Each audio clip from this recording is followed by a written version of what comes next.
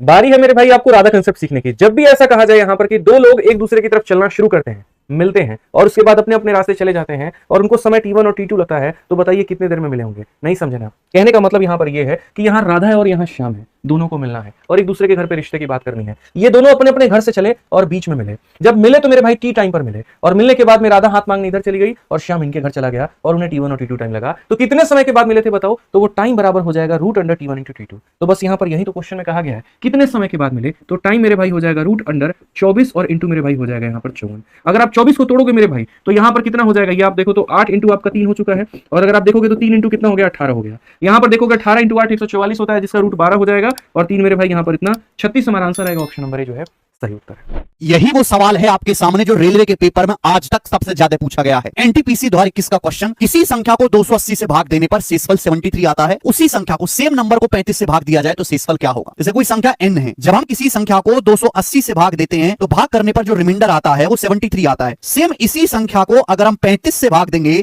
तो क्या शेषफल आएगा? ऐसे क्वेश्चन बस आपको चेक करना है कि 280 का बच्चा यानी कि फैक्टर है 35। तो आप कहोगे सर 35 अट्ठे 280 होता है। हाँ जी, तो आपको कुछ भी नहीं करना मेरे दोस्तों, इस 73 को भाग दे दो 35 से, 35 दूनी 70 चला जाएगा, क्या बचेगा? 3 बचेगा और 3 ही इस क्वेश्चन का सही आंसर हो जाएगा, ए ऑप्शन। ये पुलिस के पेपर में भी बहुत ज्यादा आता है। क्वेश्चन बताएंगे आरपीएफ सब इंस्पेक्टर का सेम कांसेप्ट पर।